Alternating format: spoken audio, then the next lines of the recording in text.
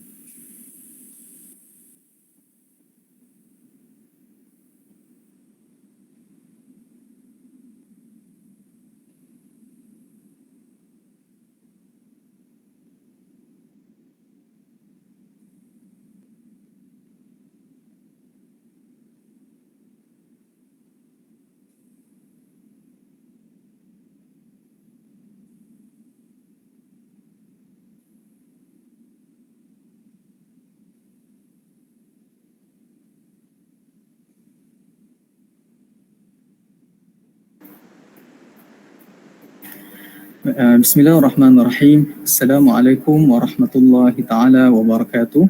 Alhamdulillah wassalatu wassalamu ala sayyidina Rasulillah wa ala alihi wa ashabihi wa man wala. Subhanaka la ilma lana illa ma 'allamtana innaka antal alimul hakim wa la haula wa la quwwata illa billahil aliyyil azim. Amma ba'd.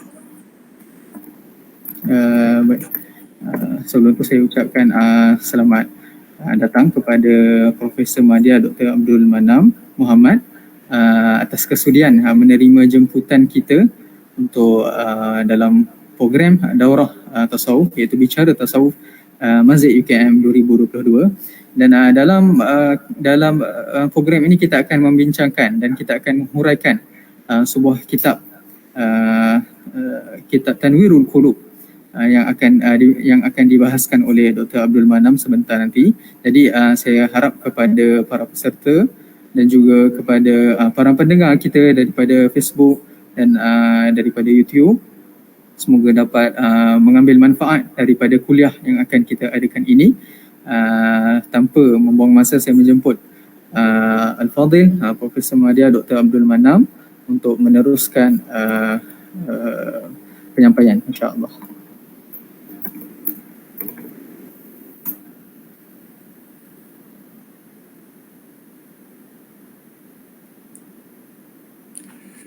أعوذ بالله من الشيطان الرجيم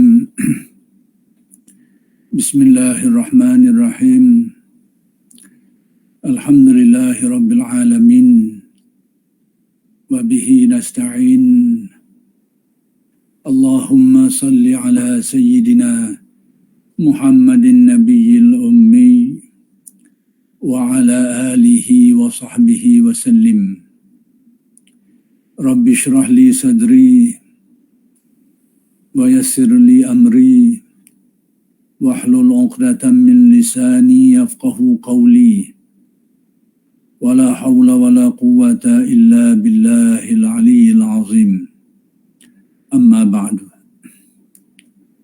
Pertama sekali, mari kita sama-sama bersyukur kehadrat Allah Subhanahu wa Ta'ala yang telah mengurniakan kepada kita bermacam-macam nikmatnya. Mudah-mudahan segala nikmat-nikmat itu sentiasa dikurniakan kepada kita dan dijadikan kita orang-orang yang bersyukur terhadap nikmat yang dikurniakan itu. Mudah-mudahan dengan berkat syukur itu Allah Subhanahu wa Ta'ala menambahkan lagi kepada kita nikmat-nikmat yang lain. Jadi pada kali ini pengajian kitab yang saya pilih untuk dijadikan sebagai asas pengajian pada kali ini ialah kitab Tanwirul Qulub, kitab yang dikarang oleh Syekh Muhammad Amin Al-Qurdi. Jadi kitab ini mengandungi 3 bahagian utama, iaitu bahagian akidahnya, kemudian fiqahnya, kemudian tasawuf. Jadi perkara yang akan saya bincangkan dalam pengajian ini adalah pada bahagian tasawuf itu. Dan untuk itu saya menggunakan satu kitab terjemahan yang diterjemah dan telah diterbitkan, dan saya telah membeli kitab ini sewaktu saya pergi ke Indonesia dulu. Jadi terjemahan ini terjemahan yang ada ada bahasa Indonesia sikit lah di dalam tu, yang mungkin setengahnya tu perlu dijelaskan lah perkataan-perkataan Indonesia, tapi secara keseluruhannya itu terjemahannya itu memang banyak merujuk pada menggunakan bahasa standard kita lah. Cuma ada beberapa perkataan saja yang ada bahasa Indonesia. Jadi dalam terjemahan ini ternyata bahagian fiqhnya tidak ada, hanya ada bahagian usuluddin dan bahagian tasawuf. Jadi bahagian tasawuf inilah yang akan saya jadikan sebagai asas untuk pengajian kita pada kali ini. Baik, untuk itu saya akan mulakan pada bahagian keduanya, iaitu sebagai pencerahan batin. Pencerahan batin para penempuh jalan rohani. Baik, kata Syekh Muhammad Amin Al-Kurdi, ada 6 kategori orang yang meladan akhirat. Jadi perkataan meladan di sini maksudnya orang yang bercucuk tanam lah, ataupun orang yang berusaha, orang yang beramal untuk mengutip habuan akhirat, untuk mendapatkan habuan akhirat. Baik, dan menempuh jalan rohani untuk mencapainya. Jadi Syekh Muhammad bin Al-Kurdi ini telah mengkategorikan manusia ini kepada 6 kelompok, yang mana mereka ini merupakan golongan orang-orang yang berusaha di dunia ini untuk mendapatkan habuan dan kebaikan di akhirat nanti. Iaitu golongan abid, iaitu ahli ibadah yang pertama. Yang kedua alim, yang ini golongan ahli ilmu ataupun ilmuwan. Yang ketiga muta'alim, yang ini pelajar. Yang keempat wali, yang dimaksudkan wali di sini adalah penguasa atau pemerintah atau pentadbir. Yang kelima muhtarif, iaitu golongan pekerja ataupun profesional atau seumpamanya lah. Dan yang keenam adalah muwahhid. Muwahhid di sini yang secara asasnya dijelaskan sebagai yang tenggelam dalam keesaan zat Allah yang Maha Esa. Yang ini dengan maksud orang yang penghayatan jiwanya itu, dalam menghayati tauhidnya itu, dia telah tenggelam di dalam menghayati, merasai kebenaran keesaan Allah Subhanahu Wa Taala. Itu yang akan dijelaskan aspek-aspek ini pada dalam huraian nanti. Di mana tempat yakni Allah Subhanahu Wa Taala yang tenggelam dalam keesaan zat yang Maha Esa, yakni zat Allah Taala yang menjadi tempat bergantung seluruh makhluk. Ini sebagai mukadimah kepada pembahagian ini. Baik, kita lihat kepada yang pertama. Kategori yang pertama ataupun jenis yang pertama ni adalah abid ataupun ahli ibadah. Baik. Iaitu orang yang mengkhususkan diri dengan beribadah. Yang dimaksudkan dengan golongan pertama ni, ahli ibadah ni, orang yang menumpukan sepenuh perhatian kepada ibadah. Orang yang mengkhususkan dirinya itu kepada ibadah-ibadah. Itu yang dikatakan sebagai abid. Jadi banyak masanya itu digunakan dan diisi dengan melakukan ibadah-ibadah seperti yang diperintahkanlah. Dia sama sekali tidak memiliki kesibukan selain ibadah. Jadi golongan ini ni dia tak ada kerja lain lah. Dia tidak menumpukan perhatian kepada urusan lain. Tumpuan dia adalah mengisi waktu-waktu kosong dia tu, waktu-waktu yang terluang dia tu dengan ibadah-ibadah yang bermacam-macam lah. Sama ada dalam bentuk solatnya, puasanya, zikirnya dan bermacam-macam lagi. Tapi mereka ni adalah orang yang mengisi waktu mereka itu dengan melakukan ibadah. Jadi mereka ini yang disebut sebagai abid. Baik. Jika dia meninggalkannya, dia tentu akan duduk menganggur. Jadi golongan abid ini, kalau dia tidak melakukan ibadah-ibadah dalam mengisi waktu-waktunya, maka dia tak ada kerja lain. Maksudnya waktu itu akan jadi kosong, tidak terisi. Ini yang dikatakan sebagai abid. Orang yang memenuhi waktunya, menghabiskan waktunya, menumpukan perhatian sepenuhnya pada ibadah. Jadi kalau dia tidak lakukan ibadah pada waktu-waktu itu, dia pada waktu tak ada benda lain sebab dia tak fokus lagi dah kepada benda lain. Baik, yang paling pantas bagi orang seperti ini adalah menghabiskan seluruh waktunya untuk beribadah dan menghadiri majlis-majlis zikir. Baik, golongan abid ini yang perlu ataupun yang sewajarnya bagi mereka ni, bagi golongan abid ini, iaitu dia menghabiskan waktu atau mengisi waktu-waktu dia itu dengan melakukan ibadah-ibadah dan juga menghadiri majlis-majlis zikir. Ini keutamaan dia. Jadi bagi golongan ahli ibadah ni ataupun abid ini, itulah keutamaan dia, iaitu menghabiskan waktu dia, mengisi waktu dia itu dengan ibadah-ibadah dan juga menghadiri majlis-majlis zikir yang juga merupakan sebahagian daripada ibadat. Baik. Di dalam satu riwayat disebutkan bahawa suatu kali Rasulullah SAW bersabda, jika kalian melewati taman syurga, maksudnya gembalakanlah diri kalian. Jadi Nabi ada satu riwayat menyebut, dan di sini hanya didatangkan didatangkan dengan terjemahannya tanpa didatangkan teks Arabnya.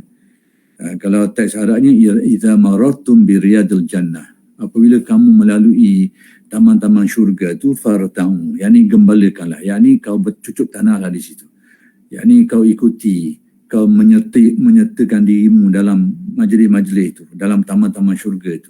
Jadi diumpamakan di sini majlis-majlis ibadah, majlis-majlis zikir itu seperti taman-taman syurga. Jadi kalau taman-taman syurga, Nabi kata kalau apabila kamu melalui taman-taman syurga itu, maka gembalakanlah, yakni bercucuk tanahlah di situ. Yakni berusahalah untuk melakukan suatu pertanian lah, kalau secara makna zahirnya itu, yang mana dia akan mendatangkan hasil dan buah. Tapi hadis ini sebenarnya mengandungi makna apa yang nak didatangkan di sini bukan makna itu, iaitu taman-taman syurga di situ, kebun-kebun di situ adalah merupakan majlis-majlis ibadah, majlis-majlis zikir.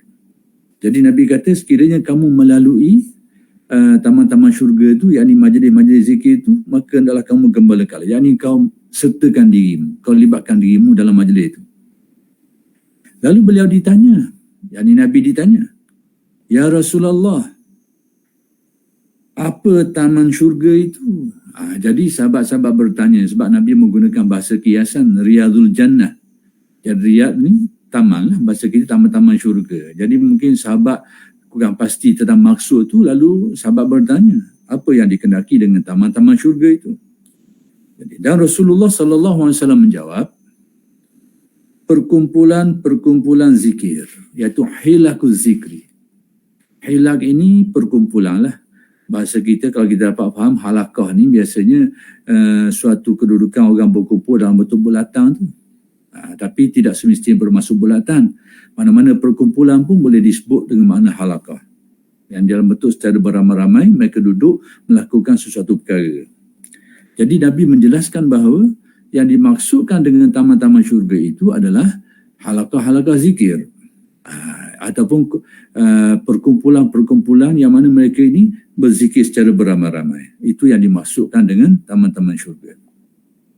Jadi kesimpulan mudahnya, golongan yang pertama ni, kategori yang pertama ni, iaitu orang yang dikira ahli ibadah ni, orang yang memang dia tu menghabiskan banyak waktu, mengisi waktu-waktu kosong dia, waktu-waktu yang terluang dia tu dengan melakukan ibadah-ibadah.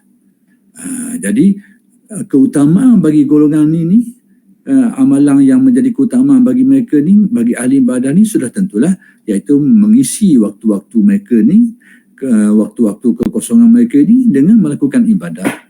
Demikian juga menghadiri majlis-majlis zikir sesuai dengan mereka sebagai ahli ibadah. Itu golongan kategori yang pertama lah. Maka bagi sesiapa yang termasuk dalam golongan ahli ibadah ni, maka keutamaan dia tu beribadah dan menghadiri majlis-majlis zikir. Baik, kategori yang kedua, yakni golongan yang kedua, iaitu adalah alim ataupun ahli ilmu atau ilmuwan ataupun ahli akademik. Baik, siapa mereka ni? Iaitu orang yang memanfaatkan ilmunya pada masyarakat dalam bentuk memberikan fatwa, mengajar, atau menulis buku, atau membuat kajian dan seumpamanya. Jadi kategori golongan yang kedua ni iaitu ulama, ahli ilmu. Iaitu mereka ni orang yang memanfaatkan ilmu mereka ini kepada masyarakat dalam pelbagai bentuk lah, tak kira. Yang penting keilmuan yang mereka miliki itu dimanfaatkan kepada orang ramai. Sama dalam bentuk kalau mereka ni terlibat dengan fatwa, memberi fatwa kepada orang ramai, ataupun terlibat dengan pengajaran, mengajarkan orang, atau terlibat dengan penyelidikan, melakukan penyelidikan dalam perkara-perkara yang berkait dan seumpamanya, atau juga termasuk dalam penulisan buku, artikel dan sebagainya. Semua itu dikira sebagai golongan ilmuwan ataupun ahli akademik lah bahasa sekarang. Baik. Jika memungkinkan baginya menghabiskan banyak waktu untuk kegiatan ini, sesungguhnya hal tersebut lebih utama dilakukan setelah menjalankan ibadah fardu dan sunnah rawatib. Baik. Keutamaan bagi golongan ini iaitu apabila golongan ahli ilmu ni, maka keutamaan bagi mereka ini adalah berkecimpung dengan bidang mereka itu, iaitu mengisi waktu-waktu mereka itu dan menghabiskan banyak waktu mereka itu dengan kegiatan-kegiatan keilmuan ini. Itu keutamaan mereka. Jadi golongan ulama, keutamaan mereka ini adalah berkecimpung dalam soal-soal yang berkaitan dengan keilmuan ini dalam pelbagai bentuk lah, sama ada mengajar ke, menulis ke, mengarang ke, menerbitkan ke, atau menyelidik ke, apa saja ke dalam aktiviti akademik itu keutamaan bagi golongan ulama ini. Dan ini dilakukan setelah kewajipan-kewajipan asas agama ditunaikan, iaitu seperti ibadah fardu, solat fardu dan seumpamanya, dan juga ibadah-ibadah sunat yang asas, iaitu rawatib, sembahyang-sembahyang sunat yang mengiringi ibadah-ibadah fardu mereka itu. Jadi golongan ulama ini, keutamaan bagi mereka ini adalah mengisi waktu mereka itu dan menghabiskan waktu mereka itu dengan kegiatan-kegiatan ilmu. Dan dalam masa yang sama, mereka ini juga dikehendaki menunaikan kewajipan-kewajipan agama yang lain lah. Tapi keutamanya, waktu-waktu yang lain tadi itu, keutamaan bagi mereka ini mengisinya dengan kegiatan akademik. Itu bagi ahli ilmu. Jadi kalau dia mengisi waktu itu dengan perkara lain, itu sudah lagi daripada keutamaannya lah. Sama juga ahli ibadah tadi. Kalau dia merupakan ahli ibadah yang yang mencukupi kriterianya, tiba-tiba dia ni duduk sibuk dengan benda lain. Padahal dia sudah dikira sebagai ahli ibadah. Kita tak membahaskan tentang ciri-ciri kriteria ahli ibadah ni. Kita ambil bahasa mudahnya, dia ni sudah dikira sebagai ahli ibadah dan banyak menumpukan perhatian kepada ibadah. Tiba-tiba dia mengisi waktu dia tu dengan perkara-perkara yang lain. Contohnya urusan-urusan perniagaan ke, sedangkan dia sudah berstatus ahli ibadah, ataupun dengan aktiviti-aktiviti keilmuan ini, sedangkan dia merupakan ahli ibadah. Itu dikira sebagai tidak sesuai. Ini yang disebut oleh Syekh Muhammad Amin Al-Kurdi. Jadi golongan ahli akademik ni, ahli ilmu, keutamaan bagi mereka ni berkecimpung dalam aktiviti akademiknya. Tak kira lah apa bentuk akademik itu, dia perlu mengisi waktu dan itulah keutamaan bagi mereka ni. Baik, itu pun dengan syarat bertujuan membantu orang-orang dalam menempuh jalan akhirat yang disuluk. Cuma Syekh Muhammad Amin Al-Kurdi ni dia memfokuskan sikit aktiviti akademik dia tu. Aktiviti keilmuannya itu, iaitu segala aktiviti keilmuan yang dia terlibat di dalamnya itu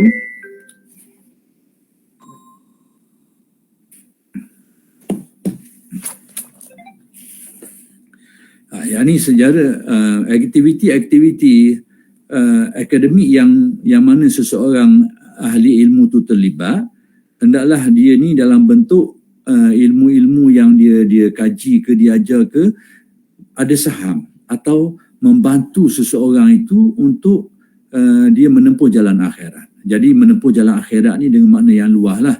Apa-apa saja ilmu yang diperlukan untuk menempuh jalan akhirat, maka dikira termasuk dalam ilmu ini. Sama ada ilmu itu merupakan ilmu fiqh ke, ilmu usuluddin ke, ilmu tasawuf ke, atau ilmu-ilmu lain yang memang ada saham dia yang diperlukan, atau ada saham dia yang boleh digunakan untuk menempuh jalan akhirat dengan makna yang sangat luas.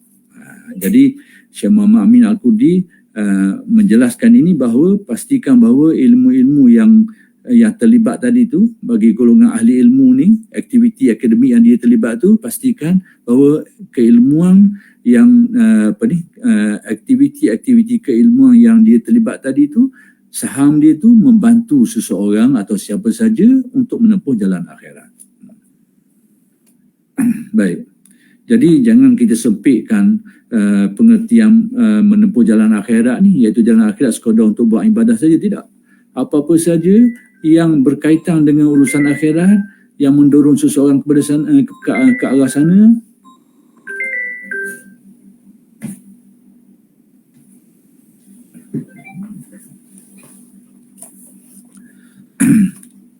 jadi apa-apa saja aktiviti yang ada sumbangan kepada akhirat, sama ada secara direct ke atau tidak direct ke, maka dikira sebagai itu membantu kepada usaha menempuh jalan akhirat.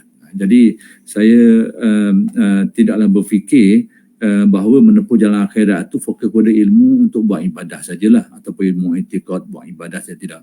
Apa-apa saja yang dikira menyumbang kepada akhirat, maka itu dikira sebagai membantu untuk menempuh jalan akhirat. Yang dimaksud dengan ilmu di sini, ilmu yang dimaksudkan dalam apa yang nak disampaikan oleh Syekh Muhammad Amin Al-Qurdi ini adalah ilmu yang membuat orang-orang mencintai akhirat. Jadi segala aktiviti keilmuan yang menyumbang kepada orang ada keinginan, ada kemahuan, ada kecenderungan untuk mengingati, untuk menyediakan persediaan untuk menghadapi alam akhirat. Berarti luahlah pengertiannya.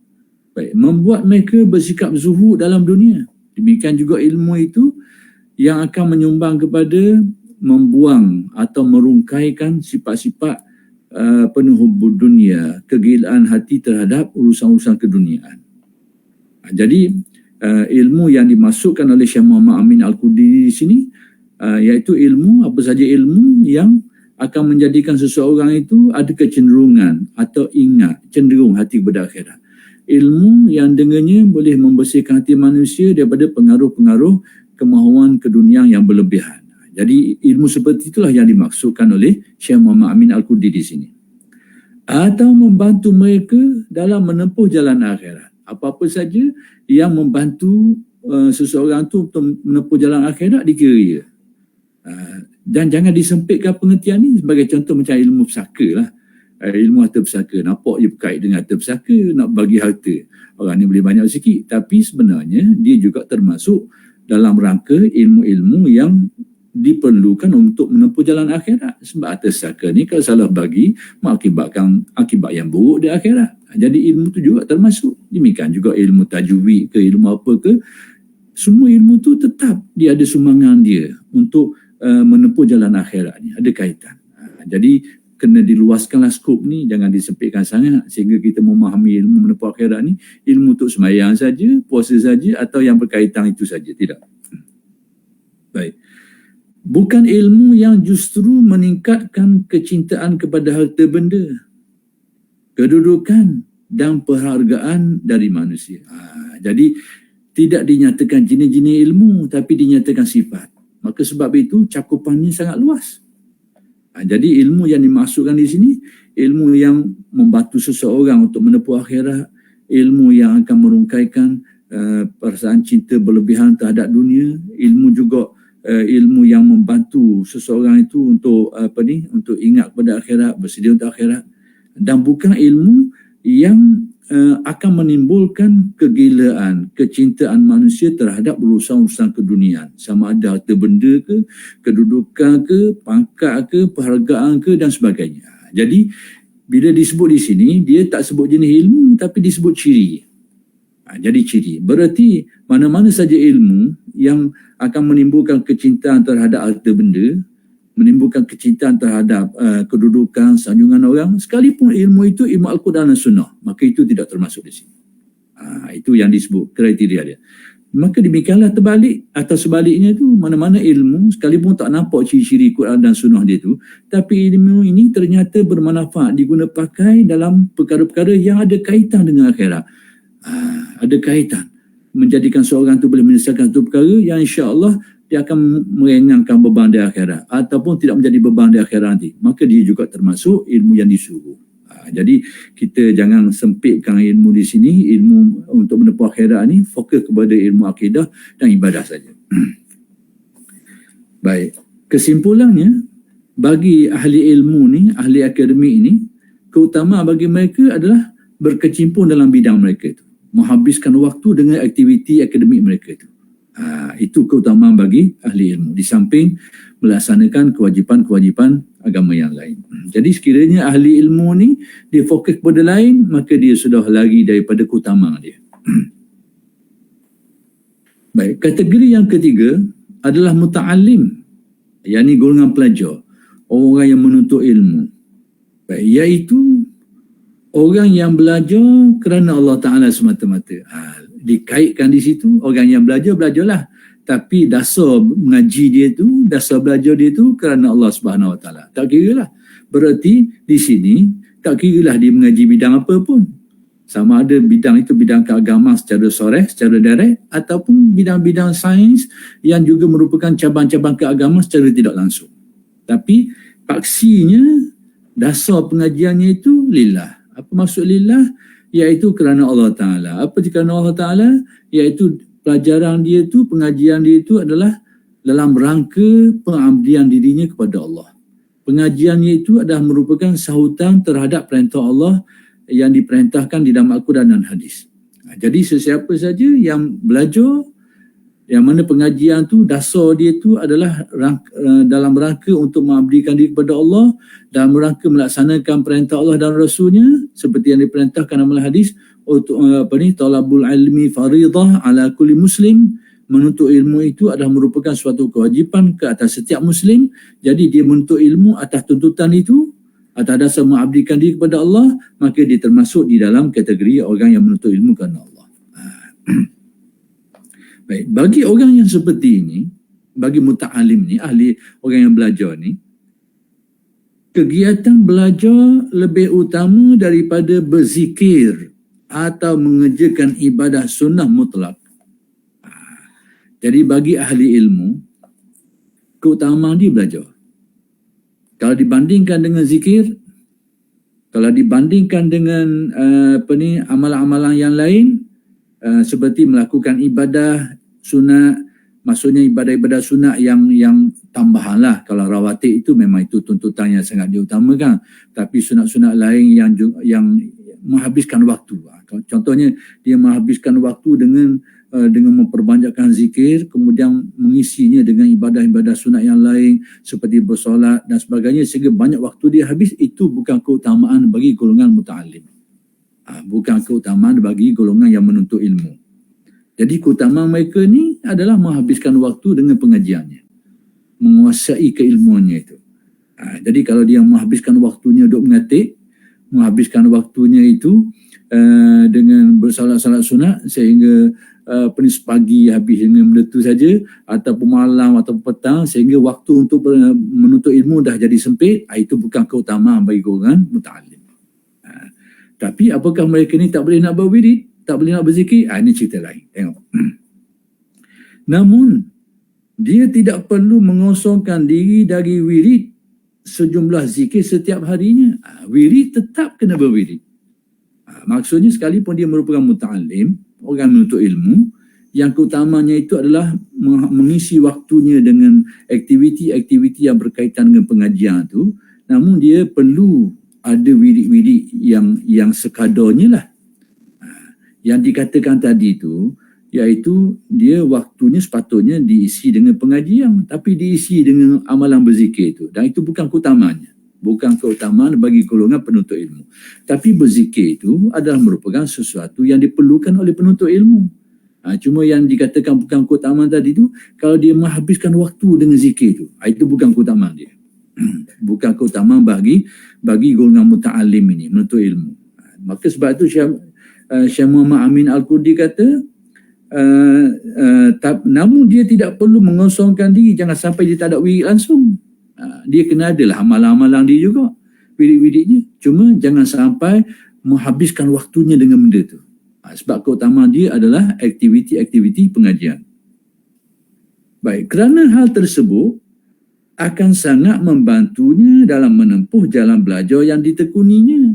Rupa-rupanya bagi golongan muta'alim ini, dia perlu ada wirid. Sebab apa dia perlu ada wirid? Pertama sekali, wirid amalan dia tu yang merupakan amalan untuk menyucikan batin, menyucikan akal dan hati dia, sebenarnya membantu untuk penguasaan ilmu. Dan kita kena ingat bahawa ilmu ini ada dua sumber jalur dia tu. Satu ni jalur pengajian, satu lagi jalur kurniaan.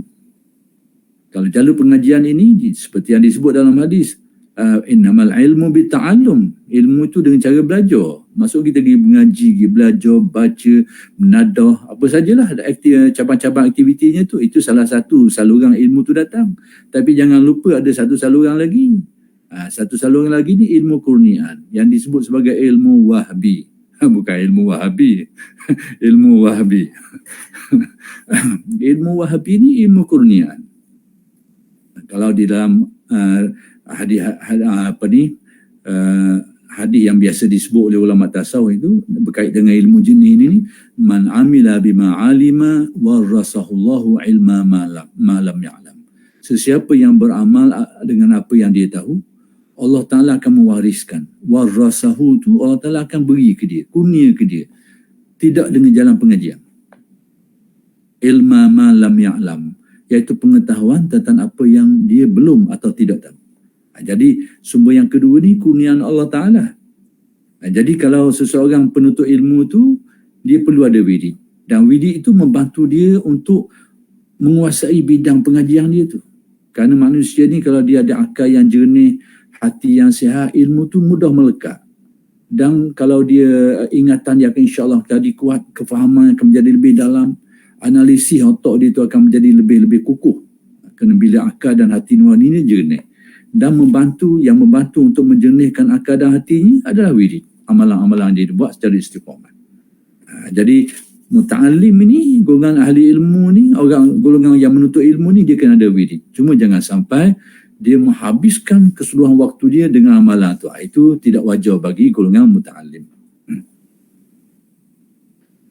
Akan tetapi, bila pelajar itu dalam kategori awam, golongan pelajar ni, penuntut ilmu, dia dalam kategori awam. Kategori awam ni bagaimana? Nanti saya akan sebut sikit. Maka menghadiri majlis petua, ini bahasa Indonesia. Majlis petua ni majlisul wa'zi, majlis nasihat, majlis tazkirah, pengajaran tazkirah. Itu semua disebut dalam bahasa Indonesia, iaitu majlis petua disebut sini. Kita majlis nasihat lah, majlis tazkirah. Dan majlis ilmu lebih utama daripada disibukkan dengan berbagai wirid. Bagi golongan orang yang belajar ilmu dan dia merupakan golongan awam. Baik, apa yang kita nak faham daripada golongan yang muta'alim ni, muta'alim yang awam. Baik, pertama sekali muta'alim yang awam ini iaitu orang yang belajar ilmu dan dia ni taraf awam ni, maklumat tentang perkara keagamaan yang asas tu pun memang sakit lah, lemah.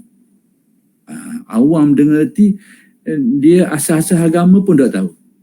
Sebab muta'alim ni banyak peringkat. Ada orang yang contohnya hari ni orang belajar banyak peringkat lah. Ada peringkat diploma, ijazah. Tapi dia tetap dikira muta'alim lagi kerana peringkat pengajian ilmu. Tapi asas-asas ilmu tu sudah dimiliki. Kalau bidang orang yang bidang pengajian Islam, asas-asas akidah, asas-asas fiqh tasawuf dia sudah miliki tapi masih dalam pengajian. Tapi yang dimaksudkan dengan kategori awam di sini, dia orang yang menuntut ilmu tapi awam. Awam dia dengar arti asas-asas agama pun tak kukuh lagi. Asas-asas fardu ain pun tak tahu mana lagi. Dan di proses pengajian lagi. Jadi muta'alim yang berada pada tahap ni, kategori awam ni, yang asas-asas agama pun tak kukuh lagi, tak mantap lagi, banyak benda yang dia tak tahu tentang kewajipan-kewajipan agamanya, maka keutamaan bagi mereka ini adalah menghadiri majlis-majlis tazkirah, menghadiri majlis-majlis ilmu yang mana kalau dia menyibukkan diri dengan amalan-amalan wirid, itu bukan keutamaan dia. Bagi golongan muta'alim yang mereka awam ni, dia tidak memiliki asas ilmu yang kukuh. dan sedang masih belajar. Jadi orang jenis gini ni patut bagi dia, keutamaan baginya adalah menghadiri majlis-majlis ilmu dan juga majlis-majlis tazkirah. Bukan menghabiskan waktu dengan wirid-wirid dan zikir-zikir. Bukan. Tapi berwirid dan berzikir itu memang penting, memang perlu. Seperti yang dikatakan tadilah, itu merupakan sesuatu yang diperlukan, bahkan membantu dalam proses pengajian itu. Cuma jangan sampai dia menyibukkan diri dengan wirid dan zikir itu sampai tahap mengganggu masa dia itu, waktu dia itu daripada aktiviti pengajian. Baik. Tentang kategori awam ni, kalau kita tengok dari sudut Zuhir, hukum syariah lah, awam ni iaitu orang yang kalau dalam bidang ilmu zahir, ilmu fiqh ni, awam ni orang yang ilmu asasnya masih belum dipenuhi. Pengetahuan tentang fardu ain, tentang asas-asas agama sangat kurang ataupun banyak lagi yang dia tak tahu. Itu awam dalam pengajian ilmu zahir. Tapi dalam tasawuf, istilah awam dia bukan bermaksud begitu. Ini saja saya nak jelaskan bahawa awam dalam tasawuf ni dia tak kira alim tak alim. Awam dan tasawuf ni dia tengok sejauh mana kejernihan hati dia tu. Itu awam dan tasawuf. Berarti dalam tasawuf ni kemungkinan seseorang tu sudah bertaraf ulama besar, tapi dalam dunia tasawuf ditaraf orang awam je. Boleh berlaku. Kadang-kadang dari segi akademiknya taklah tinggi mana ilmunya, bolehlah tahan. Tapi dari segi tasawufnya dia bukan awam lagi. Boleh berlaku. Sebab ukuran awam tak awam dan tasawuf ni bukan dari aspek penguasaan ilmu dia, tapi dari aspek kesucian jiwa dia, kejernihan hati dia. Itu taraf awam dari aspek tasawuf. Tapi dari aspek pengajian ilmu ni, taraf awamnya sudah tentulah orang yang tidak memiliki ilmu yang kukuh lah, pengetahuan tentang asas-asas agama yang sangat kurang. Jadi maka di sinilah yang dikatakan di sini, keutamaan bagi golongan ini, orang yang belajar ilmu ni, yang tarafnya taraf orang awam ni, iaitu dia menghabiskan waktu atau memperbanyakkan mengisi waktu dia tu dengan menghadiri majlis-majlis nasihat, majlis-majlis tazkirah, majlis-majlis ilmu, bukan menghabiskan waktu dengan berwirid, berzikir dan seumpamanya. Baik. Ka'ab al-Ahbar radhiyallahu anhu berkata, seandainya pahala majlis para ilmuwan tampak, yakni nampak di mata orang-orang, yakni Syekh Muhammad Amin Al-Kurdi mendatangkan kata-kata alim ulama untuk menyatakan tentang nilai majlis-majlis ilmu ni. Antaranya didatangkan kata-kata Ka'ab al-Ahbar. Jadi dikatakan kata-kata beliau ni, sekiranya majlis ilmu para ulama ni nampak orang tengok, diperlihatkan kepada orang, tentu mereka akan berlomba-lomba menghadirinya. Kalau nampak, masalahnya tak nampak. Jadi sekiranya kelebihan menghadiri majlis ilmu para ulama ni nampak depan mata, nescaya orang akan berlumba-lumba, kata Ka'ab al-Ahbar, akan pergi menghadiri majlis itu. Cuma masalah sekarang tak nampak benda tu. Kalau menghadiri majlis ilmu, balik boleh 1000, memang berebut orang pergi lah. Tapi sekarang ni tak boleh benda, BBT ada. Baik, orang yang berkekuasaan, yakni orang yang memiliki kekuasaan seperti pentadbir, pemerintah, penguasa dan sebagainya, akan membiarkan kekuasaan mereka. Maksudnya kalaulah mereka ni nampak kelebihan majlis ilmu ulama ni, mereka akan tinggalkan bidang mereka tu. Kalau mereka ni sebagai penguasa, mereka akan tinggalkan perkara itu untuk menghadiri majlis ilmu. Kalau mereka nampak.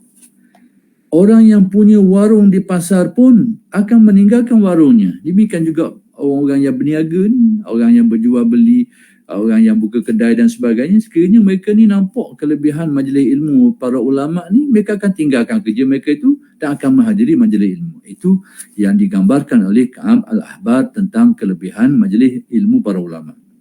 Baik. Kemudian Umar bin Al-Khattab radhiyallahu anhu berkata, seseorang keluar dari rumahnya dengan beban dosa segunung Tihamah. Jadi kata Umar bin Al-Khattab ni, seseorang tu dia keluar dari rumah dia dalam keadaan dia ni banyak dosa. Dan banyak dosa dia itu digambarkan seperti gunung Tihamah sekitar Madinah. Baik. Bila dia mendengar seorang alim, lalu dia merasa takut dan kemudian bertaubat dari dosa-dosanya. Dia dengar ada seorang alim ni, tiba-tiba dia rasa takut ke orang alim tu, rasa malu, rasa takut kepada orang alim tadi tu, ulama tadi tu. Dan kemudian dia bertaubat daripada dosa-dosa dia tu, kerana bila jumpa dia tahu ada orang alim mari tempat dia ke, kadang-kadang dia ni keluar dan kena banyak dosa, tapi dia tahu ada seorang alim tu, tiba-tiba dia rasa malu, dia rasa takut, lalu dia bertaubat dosanya kerana kehebatan orang alim ni, maka dia akan kembali ke rumahnya tanpa beban dosa sedikit pun.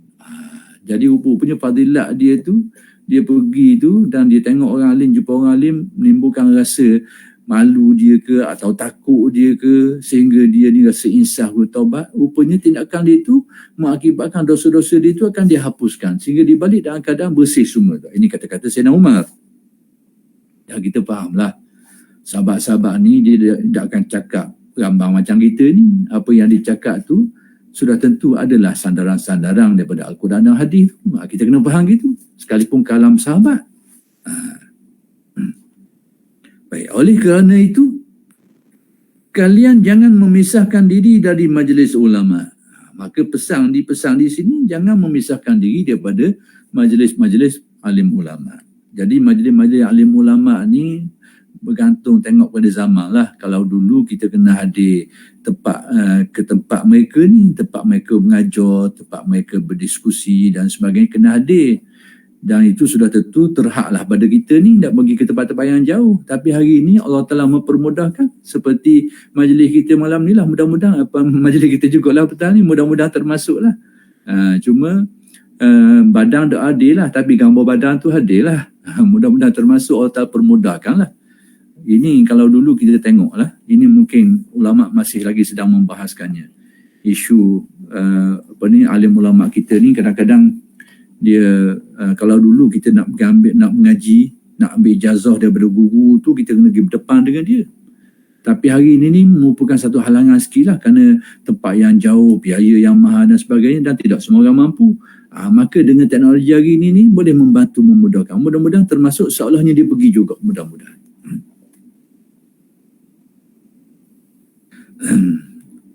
Sekalipun dalam bab nikah dah dipakai. Bab nikah dah dipakai online. Tapi bab untuk pengajian tu insya-Allah boleh pakai. Sebab nikah ni dari syarat yang syadid lah, ketat sekali dia pakai. Jadi kita ambil pendapat, kau boleh jangan pakailah bab nikah pakai online. Ini membuka doro yang besar. Baik, sungguh Allah Azza wa Jalla tidak menciptakan di muka bumi ini sebidang lahan ni kebun lah ataupun sawah, yang lebih utama dari majlis ulama. Kata Sayyidina Umar, dia kata tidak ada di dunia ini suatu ladang ataupun suatu kebun ke yang mana kebun itu dikira lebih utama, lebih bernilai, lebih baik daripada majlis alim ulama. Tidak. Jadi semua kalam Sayyidina Umar ni nak menjelaskan tentang kelebihan majlis ilmu. Baik. Kemudian didatangkan pula dengan kata-kata Ata ibnu Abi Ribah. Ata ibnu Abi Ribah radhiyallahu anhu berkata, baik, menghadiri majlis ilmu dapat menutupi 70 majlis senda gurau dan permainan. Senda gurau ni majlis-majlis lara lah, majlis-majlis yang sia-sia, majlis-majlis yang melalaikan. Jadi kata Ata bin Abi Rabah ni, dia kata menghadiri majlis ilmu para ulama ni sebenarnya dapat menutup 70 ataupun dapat cover lah 70 majlis senda gurau, majlis-majlis yang melarakan, majlis-majlis yang melalaikan. Dalam bahasa Arab ni 70 kadang-kadang dengan makna angka tu juga 70, tapi kadang-kadang 70 tu tidak berarti angka tu, iaitu menunjukkan suatu yang agak banyak lah, agak banyak. Jadi bahasa mudahnya dapat difaham daripada kata-kata Ata ni, menghadiri majlis ulama tu dapat menutup banyak sekali pintu-pintu majlis-majlis yang melalaikan, majlis-majlis yang melupakan, majlis-majlis yang lara, yang sia-sia, yang menjauhkan diri daripada Allah Subhanahu Wa Taala. Membantu untuk menutup ruang-ruang itu. Baik, kesimpulan yang dibuat oleh Syekh Muhammad Amin Al-Qurdi, sekecil apapun hal yang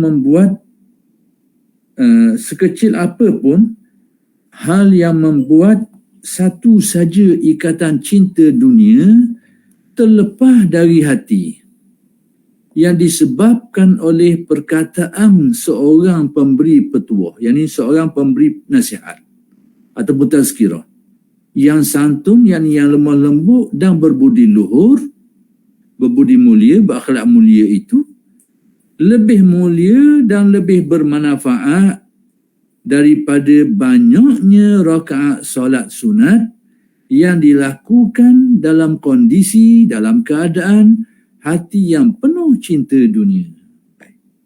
Jadi Syekh Muhammad Amin membuat kesimpulan dalam perkara ini dengan satu kesimpulan yang baik untuk kita renungi. Apa jua pun, perkara apa saja pun yang mana dia berfungsi untuk meleraikan hubbud dunia dari dalam hati kita ni, yang akan mengikis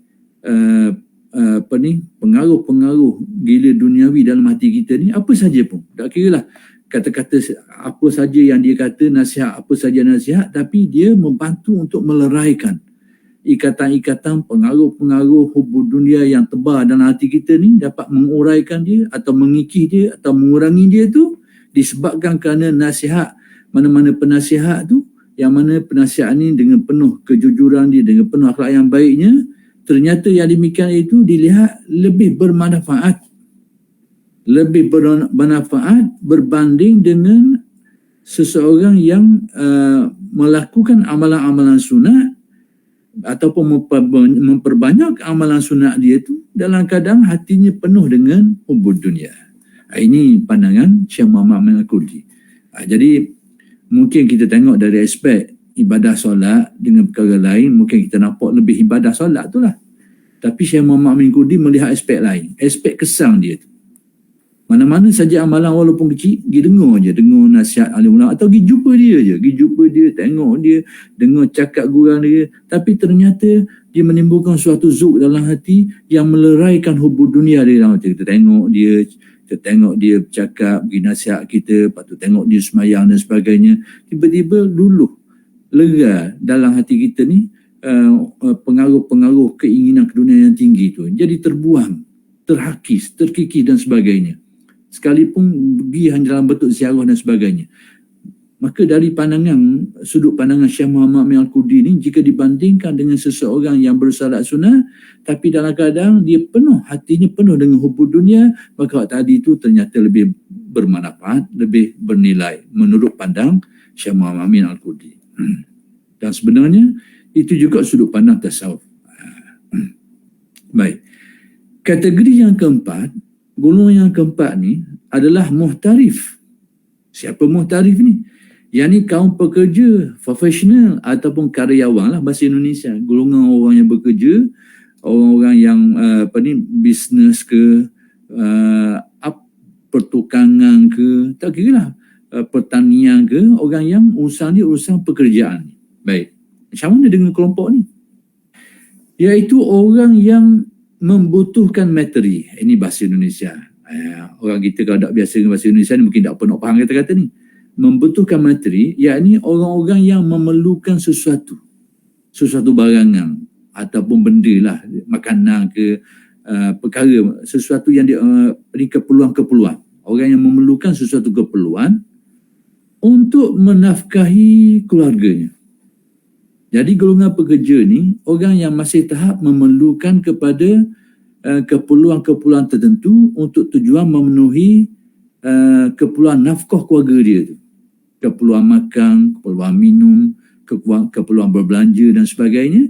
Jadi apabila seseorang itu masih memerlukan material-material ni ataupun keperluan-keperluan ni untuk memenuhi nafkah keluarganya tu, maka itu dikira sebagai golongan muhtarif, orang yang bekerja. Yang ni dia bekerja untuk mencari nafkah lah, untuk mencari saran hidup dia. Baik, golongan ni dia tidak bisa begitu saja. Ini juga bahasa Indonesia bisa ni. Kadang-kadang bisa, bahasa kita makna lain. Maksudnya dia tidak boleh begitu saja menelantarkan keluarganya untuk kemudian menghabiskan waktu dalam pelaksanaan ritual-ritual ibadah. Kata Syekh Muhammad Amin Qudhi, orang jenis ni orang yang masih memerlukan kepada keperluan-keperluan tertentu untuk sebagai nafkah keluarga dia ni. Orang jenis dia tidak boleh membiarkan keluarga dia tu tanpa nafkah. Dalam keadaan tak cukup nafkah atau tak ada nafkah, tak dapat dipenuhi keperluan hidup dia, tiba-tiba dia ni nak menumpukan perhatian kepada ibadah-ibadah. Itu tidak patut dibuat.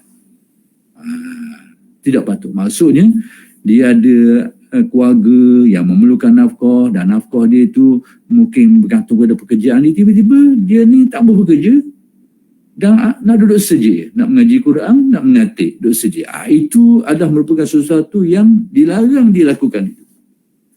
Minta maaflah kepada sahabat-sahabat kita, tapi tidak semua. Ini saya ceritakan ni kerana atas pengalaman-pengalaman yang kita dengar sebahagiannya. Kita tak katakan ini berlaku secara menyeluruh pada yang berlaku dalam kalangan sahabat-sahabat kita dari golongan-golongan ahli tabligh. Minta maaflah. Yang saya kata ini bukan semua, tapi mungkin berlaku pada seseorang yang mungkin tidak ada kefahaman yang baik. Satu ketika dulu kita pernah dengar ada segolongan mereka ni keluar beberapa hari, kadang-kadang 40 hari, dan kadang meninggalkan keluarga, tidak dipenuhi keperluan hidup dia. Ini benda yang tidak disuruh lah, benda yang perlu dielakkan. Jadi saya kata minta maaf banyak-banyak. Ini bukan lumrah berlaku dalam kelompok itu. Mungkin berlaku seorang dua, yang mungkin berlaku pada mereka yang tidak ada asas agama yang kuat lah, yang kukuh. Mereka tinggalkan keluarga atas alasan mereka kata yakinlah kalau ada rezeki adalah tu. Lalu ditinggalkan keluarga, jadi dia pergi keluar 40 hari dan sebagainya, atas keyakinan Allah Ta'ala yang akan tanggung rezeki. Ini satu konsep yang tidak disuruh seperti ini. Tasawuf pun tidak suruh macam tu.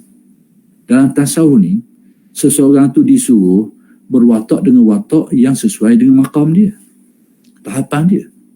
Kalau dia merupakan orang yang ahli asbab ni orang yang masih memerlukan usaha untuk memenuhi keperluan hidup dia tu, maka dalam urusan rezeki dia kena ikut jalan tu. Dia kena cari jalan untuk mendapatkan rezeki-rezeki dia. Dia boleh nak pakai jenis tawakal bulat tu. Tak boleh. Adapun ahli tajrid, ini orang yang Allah Ta'ala beri kekuatan jiwa dia ni sehingga tidak terpengaruh lagi dengan sebab musabab, yang hatinya yang insyaAllah ini akan dijelaskan dalam bab golongan muwahhid nanti, ahli tauhid nanti. Orang yang diberikan tajrid ini orang yang sudah dirungkaikan hatinya daripada pengaruh-pengaruh asbab. Orang yang tidak berpaut lagi, orang yang hatinya bulat dengan Allah Ta'ala. Orang jenis ni boleh dia untuk mengambil sikap pasrah yang bulat tadi tu. Boleh. Tapi persoalan sekarang, kita ni macam mana? Apakah kita ni ahli tajrid atau ahli asbab? Jangan-jangan kita ni kita bercakap dengan orang ataupun memperlihatkan watak kita ni menganjurkan orang sebagai ahli tajrid. Tak payah kerjalah, serah pada Allah Ta'ala lah. Ada rezeki adalah tu, pakai buah tu. Kita ni bila tak ada rezeki penimpala lalu. Betul letu-letu. Tak ada rezeki. Dah cukup makan sikit ke amulah. Amulah perut lah, itulah macam-macam. Nak tajrid guan gitu. Nak tajrid guan gitu. Jadi sebab itu ahli tajrid ini orang susah senang tidak akan mengeluh. Tidak akan mengeluh, ada pun ada lah, tak ada pun tak ada lah. Dan dia tak ada tanggungan-tanggungan, kewajipan-kewajipan lain lagi. Itu ahli tajrid.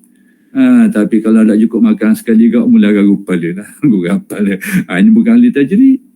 Ini ahli jerit. Ahli jerit. Jadi saya nyatakan ini, minta maaf saya komentar tadi tu, sikap yang salah. Macam tadilah. Iaitu dia membiarkan keluarganya tanpa nafkah, lalu mengisi dia, waktu dia tu dengan melakukan ibadah-ibadah. Sedangkan kewajipan untuk menafkah tu kewajipan asasi dia. Dan ditinggalkan itu. Ini suatu sikap yang salah. Dan tasawuf tidak ajar macam tu lah. Kalaulah seseorang tu ahli tajrid, keluarga dia pun ahli tajrid juga, lalu mengambil sikap nak berserah bulat, mereka ni tak mengeluh, mereka ni senang menerima apa yang kuat sabar, kuat hatinya, tak apa tu. Tapi kita tak tahulah keadaan sebenarnya macam mana ni. Ini. Baik. Orang yang seperti ini, golongan muhtarif ni, orang yang bekerja ni, yang perlu bekerja untuk menyara hidup dia ni dan keluarganya ni, orang yang seperti ini wiridnya di waktu bekerja.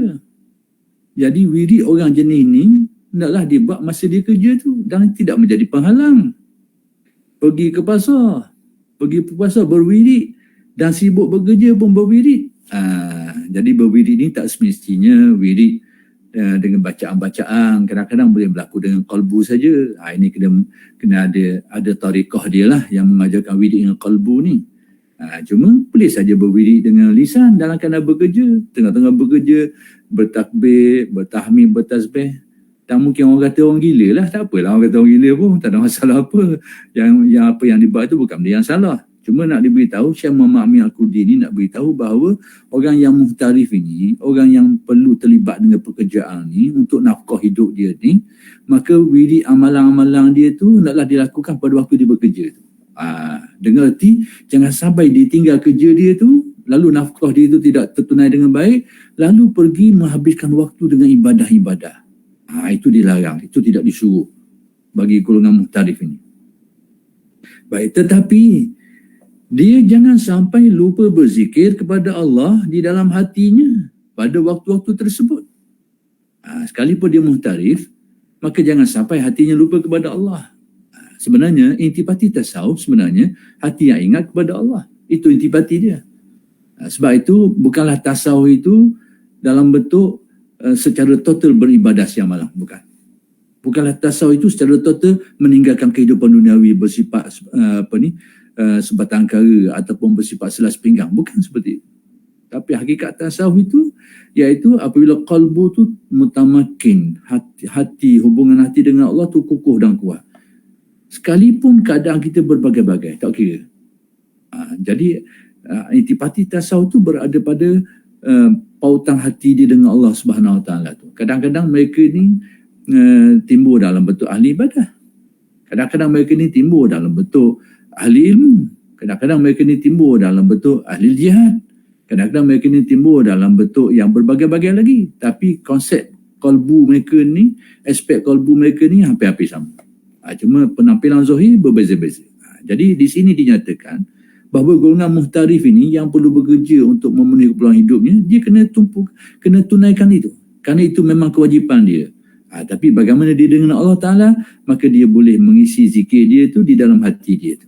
Jangan sampai dia lupa kepada Allah. Baik, dia harus tekun bertasbih, berzikir dan membaca Al-Quran. Dan ini boleh dilakukan pada waktu dia bekerja. Tidak jadi masalah. Semua amalan itu bisa, boleh dilakukan sambil bekerja. Jadi nak kabarnya bahawa dalam keadaan kita bekerja pun kita boleh melakukan amalan-amalan yang boleh menghubungkan kita dengan Allah Subhanahu Wa Taala, dan itu bukanlah menjadi satu penghalang. Tidak harus melewatinya. Jangan sampai diluputkannya. Maksudnya pada waktu bekerja tu, maksud kata-kata terjemahan di sini tidak harus melewatinya. Jangan sampai dia menghabiskan waktu dalam keadaan kosong. Waktu kerja dia tu dia kerjalah, tapi tidak diisi dengan sesuatu yang menguatkan hubungan dia dengan Allah, sesuatu yang mengikat hatinya dengan Allah Ta'ala. Tidak isi. Jangan sampai begitu. Jadi golongan muhtarif ni keutamaan dia bekerja, memenuhi keperluan hidup dia, tapi dalam masa yang sama dia dikendaki supaya berzikir juga. Berzikir di dalam hatinya, terutama di dalam hatinya. Baik. Lalu bila selesai kerja dan menghasilkan nafkah secukupnya, dia kembali lagi mengerjakan ritual-ritual ibadah. Setelah kerja-kerja yang diperlukan tadi itu untuk menghasilkan nafkah tercapai, terhasil, maka bolehlah dia tumpukan perhatian dia tu dengan melakukan ibadah-ibadah pula. Selagi keperluan dia tu masih belum tercapai, keperluan nafkah dia tu masih belum tertunai, maka dia kena lakukan kerja tu untuk memenuhi keperluan kewajipan agama dia tu.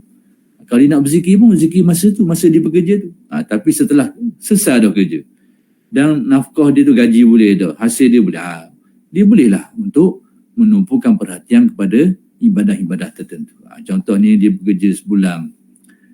Sebulan dia bekerja, dapat nafkah cukup lah pada sebulan. Kemudian hujung bulan tu 3-4 hari tu dia nak tumpukan perhatian kepada aktiviti khusus ibadah. Boleh dia buat macam tu. Yang penting keperluan nafkah itu sudah tertunai. Baik. Kemudian kategori yang kelima. Golongan yang kelima adalah golongan wali. Maksud wali di sini bukan aulia yang disebut dalam istilah tasawuf tu, iaitu dengan makna penguasa, pentadbir, pengurus, pemimpin dan sebagainya. Baik. Seperti imam, hakim dan sebagainya lagi lah. Jadi orang-orang yang bertugas, yang tugasannya itu mengelola, memimpin, mengurus, semua itu termasuk dalam kategori wali. Baik. Dan setiap orang yang diserahi tanggungjawab untuk menciptakan berbagai kebijakan, yakni kebijakan bahasa Indonesia, bahasa kita ni keputusan, berbagai keputusan demi kemaslahatan kaum muslimin. Jadi siapa saja yang bertanggungjawab untuk melakukan sesuatu atau memutuskan sesuatu untuk kemaslahatan kaum muslimin, mereka ini disebut sebagai golongan wali. Yakni kelompok-kelompok pemimpin ataupun penguruh atau sebagainya. Yang mana mereka ni, tanggungjawab mereka ni melakukan sesuatu, memutuskan sesuatu, memikirkan sesuatu. Tujuannya apa? Untuk maslahat orang Islam, maslahat masyarakat. Baik. Bagi orang seperti ini, bagi golongan wali ini, melaksanakan tugas melayani kebutuhan juga bahasa Indonesia, yang ini bahasa kita keperluan. Melayani keperluan dan kepentingan kaum muslimin sesuai dengan tuntutan syarak dan dengan niat ikhlas. Dan dengan niat ikhlas itu lebih utama daripada dia menyibukkan diri dengan wirid. Baik. Bagi golongan wali ni, keutamaan dia mana lebih utama? Antara melakukan tugasan tadi tu, tugasan untuk menyelesaikan ataupun melakukan tugasan-tugasan atau kerja-kerja yang berkaitan dengan kemaslahatan kaum muslimin, ataupun duduk berwirid seorang diri. Mana yang lebih utama bagi golongan wali? Maka kata Syekh Muhammad Amin Al-Qurdi, bagi kelompok golongan wali ni, pemimpin ni, pengurus ni, pentadbir ni, keutamaan dia adalah menguruskan urusan orang Islam tu. Yakni menunaikan ataupun menyelesaikan ataupun melaksanakan sesuatu untuk tujuan maslahat kaum muslimin. Itu keutamaan bagi golongan wali. Maksudnya sekiranya dia ni sebagai seorang pemimpin, seorang pentadbir, pengurus, tiba-tiba senyap-senyap duk sejik, duk ngatik sejik berbulan-bulan. Itu bukan keutamaan dia. Bukan keutamaan bagi golongan wali. Jadi keutamaan dia ni sebagaimana tugasan dia tu, menguruskan urusan orang Islam. Itu tugasan dia. Dan melakukan tugasan ini sebenarnya tidak mengurangi martabat kerohanian kalau kita nak tengok aspek kerohanian dia. Kalau kita nak tengok aspek kerohanian, lakukan tugasan-tugasan ini, dia tidak akan mengurangi. Tidak akan mengurangi kemajuan peningkatan kerohanian seseorang tu.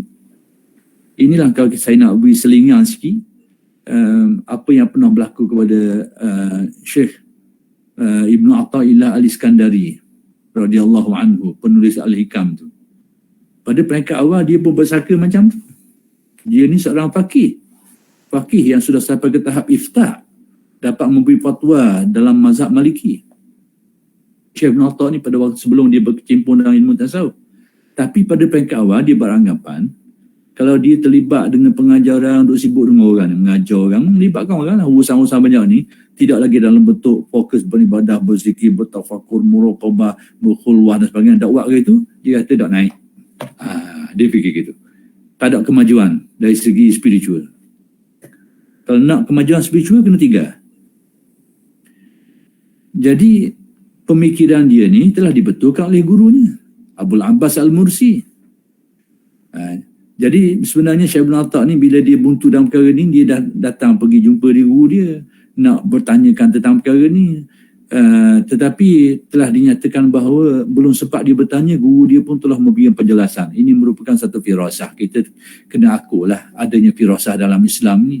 Ada setengah orang kita hari ni tak mau terima aspek-aspek ni. Mana ada firasah-firasah karut, melawak je. Oh ni reka ahli tasawuf je. Itu jangan. Firasah ni ada. Tak boleh nak nafi dah. Cuma masalahnya orang mengaku ahli firasat, itu masalah lah. Orang mengaku ahli firasat memang masalah. Tapi adanya orang yang diberikan firasah, itu tidak dapat dinafikan. Di dalam hadis riwayat Al-Imam Tirmizi, ittaqu firasatal mu'min fa innahu yanzuru binurillah. Berhati-hatilah terhadap firasat orang mukmin, pandangan tembus, kerana dia melihat dengan nur hidayah daripada Allah Ta'ala, sehingga dapat menanggapi apa yang tidak dapat ditanggapi oleh orang lain. Jadi firasah ni ada. Jadi kait dengan kisah tadi tu, jadi Syekh Nata ni nak pergi jumpa guru dia ni, nak tanya tentang tak mau mengajar, nak minta izin lah, tak mau mengajar, dengan anggapan duk sibuk, duk kerja mengajar ni di barang ni, tak ada kemajuan spiritual, dia nak naik maqam. Dia fikir macam tu. Tapi belum sempat dia bertanya, guru dia jawab, dan jawapannya tu kontra lah dengan apa yang disangkakan itu. Sehingga guru ni kata, kalau ada rezekimu ke mana-mana pun kau akan dapat rezekimu itu.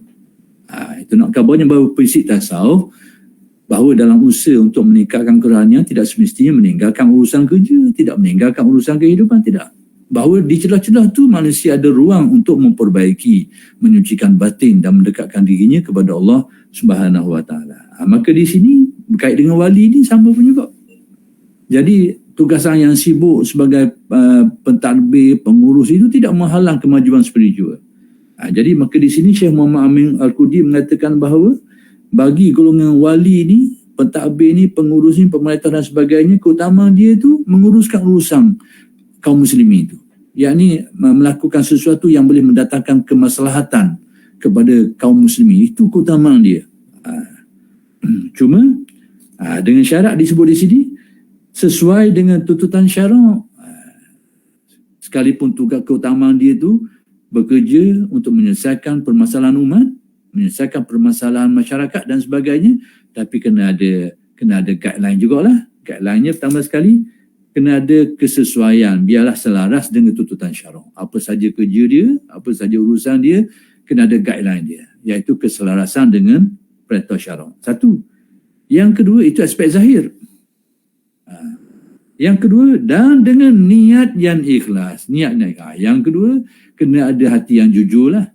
Dibuat kerja apa-apa ke, urusan-urusan melibatkan masyarakat orang amal ni, pertama sekali biarlah dasar dia tu adalah lillah. Maksudnya sebagai dalam rangka dilakukan semua itu adalah sebagai dalam rangka pengabdian dirinya kepada Allah Subhanahu Wa Taala. Dia dapat gaji, dapat untung, itu cerita lain. Itu cerita lain, tetapi landasan dia melakukan semua itu, paksi dia melakukan semua itu lillah, ataupun rangka atau usaha dia untuk, dan sebagai sebahagian daripada usaha dia untuk mengabdikan diri kepada Allah Subhanahu Wa Taala. Jadi kalau dia melakukan tugasan itu dengan guideline ini, dengan jaga batasan syaraknya, kemudian dengan hati yang ikhlasnya, maka itu dinyatakan lebih utama.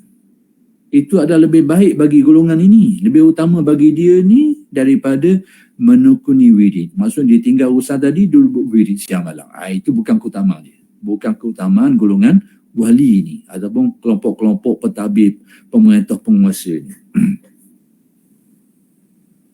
Baik. Baik, kewajipan golongan ini, golongan wali ini adalah melayani dan memenuhi hak orang-orang. Jadi kewajipan mereka ni dan keutamaan mereka ni khidmah, melayani urusan masyarakat, ataupun bekerja, tugasan mereka ni menyelesaikan, menguruskan urusan orang lain, urusan masyarakat, sesuai dengan tugasan sebagai seorang wali tadi lah, pemimpin atau pentadbir, penguasa dan sebagainya. Baik, untuk itu di siang hari dia cukup meringkas ritual ibadahnya. Jadi bagi golongan wali ni, pada waktu siangnya dia selepas dia laksanakan kewajipan-kewajipan tu, iaitu cukup meringkas ritual ibadahnya. Dia kena buat ibadah-ibadah secara ringkas sajalah, dengan hanya melaksanakan yang fardu dan sunat rawatib. Jadi bagi golongan wali ni, kalau dari segi aspek ibadahnya, dia tumpukan kepada kewajipan dia, faraid dia, kewajipan fardu, solat fardu, puasa fardu dan sebagainya. Kemudian yang rawatib, kalau solat rawatib yang mengiringi yang fardu tadi tu. Kemudian direngkaskan ini. Kenapa? Kerana waktu siang tu walidnya akan dipenuhi dengan urusan-urusan kerja dia tu, tugasan-tugasan pentadbiran dia tu, pengurusan dia tu, kepimpinan dan sebagainya. Baik. Baru di malam hari dia mengamalkan auratnya. Jadi bagi golongan ini, golongan wali ini, waktu dia nak fokuskan wiri pada waktu malam. Bagi golongan wali. Tapi kadang-kadang timbul juga dah malam balik dah aurat dah. Malah dah rasa capur dengan malah lagi. Itu manusia punya cerita lah tu. Saya nak kata apa dah tu. Tapi aturan yang diaturkan di sini pada waktu siang tu keutamaan bagi golongan wali ni, waktu siang dia habiskan waktu dengan urusan kemasyarakatan tu, urusan pentadbiran pekerjaan dia tu. Kalau dia nak tumpukan ibadah pada waktu malam. Baik, kemudian yang terakhir di sini Pak Suku kan, saya takut terlajak. Okey, boleh saya sikit lagi 5 minit boleh Baik, kategori yang keenam adalah muwahhid. Ini mungkin saya tak sempat nak habiskan ini, cuma saya nak jelaskan ringkas muwahhid. Siapa golongan muwahhid? Muwahhid ini kalau kita terjemah iaitu orang yang mengesahkan Allah. Dah kita ni tidak mengesahkan Allah ke? Itu persoalannya. Jadi kita kena faham muwahhid dari aspek usuluddin dengan muwahhid dari aspek tasawuf ada beza dia. Beza dia tu bukan berlawang. Beza dia tingkatan dia. Jangan beza ahli tauhid, usuluddin, ahli tasawuf. Beza. Kita bila sebut beza ni berlawang lalu dah. Itu fikiran kita. Beza di sini bukan perlawanan tapi peningkatannya. Asalnya tetap sama. Tapi tingkatannya mungkin tidak sama. Baik. Dijelaskan di sini iaitu orang yang tenggelam dalam keesaan Allah Ta'ala. Itu dia. Orang yang tenggelam dalam keesaan Allah Ta'ala. Apa maksud tenggelam dalam keesaan Allah Ta'ala? Dah Tuhan tu ada tempat situ sehingga boleh nyelam dalam tu. Ke mana? Ini bahasa ahli tasawuf. Setiap ilmu tu dia ada fun dia. Fun kesenian dia tu. Dia ada istilah dia ada kesenian dia. Sebab tu setiap ilmu tu kena rujuk kepada ahlinya juga. Sebab dia ada bahasa dia sendiri, istilah dia sendiri, kefahaman konsep dia sendiri. Tak nak lagi dah itu. Ilmu fiqh pun gitu. Kita ambil istilah bahasa mudah lah yang ada makna yang kontradik ni. Kalau istilah fiqh kau kena rakat lah kita ni. Tapi kalau tasawuf, amalan yang sangat disuruh. Dua benda yang berbeza. Perkataan yang sama. Jadi muwahhid ni pun sama juga. Jadi disebut di sini orang yang tenggelam dalam keesaan Allah. Apa maksud keesaan Allah? Sebenarnya bahasa mudah, kalau terangkan inilah yang disebut sebagai martabat 7. Secara mudahnya, martabat 7 itu sebenarnya adalah proses penghayatan tauhid. Yang meningkat tu bukan Tuhan tu yang meningkat. Bukan Tuhan tu bertingkat-tingkat. Tapi peningkatan kita tu, penghayatan kita tu yang bertingkat-tingkat. Itu martabat tadi tu. Martabat tu merujuk kepada kita. Bukan merujuk kepada Allah. Merujuk kepada kita ni yang meningkat dalam kefahaman. Dalam cita rasa kita tu. Dalam zauq kita tu. Dalam penghayatan kita tu. Dalam memahami. Bukan saja memahami. Menyelami. Merasai rahsia-rahsia tauhid. Itu sebenarnya martabat 7. Tapi orang kita faham martabat 7 pasal lain. Kamu dah dia kata sesat itu sesat ini. Pucanya saja istilah perkataan tajalli. Kerana masalah ni saya terangkan ini kerana berkait lah. Nak kabarnya bila disebut tenggelam dalam keesaan Allah ni iaitu orang yang sedang menerima tajalli Allah. Ataupun orang yang jiwanya sedang menghayati rahsia-rahsia keesaan Allah dan meningkat dalam pada tahapan itu. Itu disebut sebagai muwahhid dari sudut ilmu tasawufnya. Bukan saja orang yang berkeyakinan tentang keesaan Allah, tapi orang yang menghayati, orang yang menjiwai, orang yang merasai, tenggelam perasaannya itu, hilang keakuan diri itu dalam keesaan Allah Subhanahu Wa Taala. Itu istilah muwahhid. Jadi kalau kita perincian dia sebenarnya akan balik kepada martabat 7 tadilah. Istilah martabat 7 saya sebut sikit-sikit ini mungkin sebab saya tak nak lagi masa dah untuk jelas panjang nak komentar situ sikit supaya kita nampak. InsyaAllah pada kuliah yang akan datang saya akan perincikan tentang muwahhid ini. Iaitu kelompok orang yang menghayati tauhid secara zauq dia tu. Dan peningkatan itu sudah tentu bertingkat-tingkat lah. Berbeza dengan akidah. Akidah kita belajar selapis je, setikat je. Kena orang cerdik sikit, mengapa siap sama sedah je. Wujud ke dalam bakok tahu gini sama sedah je. Tapi dalam menghayati tauhid secara tasawuf tak macam tu. Tak akan boleh macam tu. Zuk dia, cita rasa dia tu tumbuh berbeza-beza, meningkat sedikit demi sedikit. Itu sebagai asas untuk kita memahami tentang muwahhid ini. Nanti insya-Allah pada kuliah yang akan datang saya akan perincikan khusus untuk golongan muwahhid ini kerana dibahaskan agak panjang dalam kitab ini. Jadi saya rasa sekadar itu saja dululah kuliah pada kali ini. Mudah-mudahan apa yang dikuliahkan itu dapat dipahami dengan baiklah, tidak disalahfahami, dan sekiranya ada kesilapan mohon diberi teguran yang bermakna. Qulu qawli hadza wa astaghfirullahal azim li wa lakum. Assalamualaikum warahmatullahi wabarakatuh. Waalaikumsalam warahmatullahi wabarakatuh. Dan terima kasih diucapkan kepada Profesor Madya Dr. Abdul Manam Muhammad atas pencerahan berkaitan dengan pengajian kitab kita Tanwirul Qulub, dan insya-Allah pengajian kita akan diadakan selama 5 siri, selama sejam setiap siri. Jadi insya-Allah seterusnya akan berada pada 17 hari bulan, 24 hari bulan, dan bulan September ada dua kali lagi insya-Allah.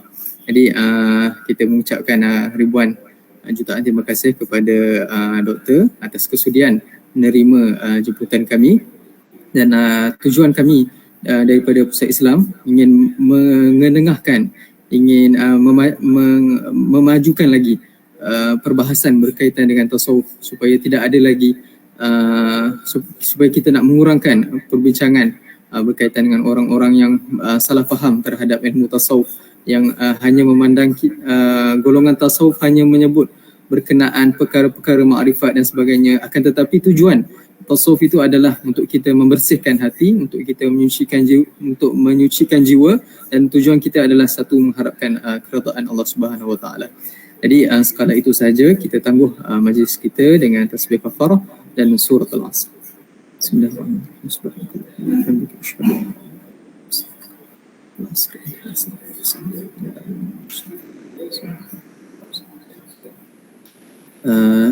Jadi assalamualaikum warahmatullahi taala wabarakatuh.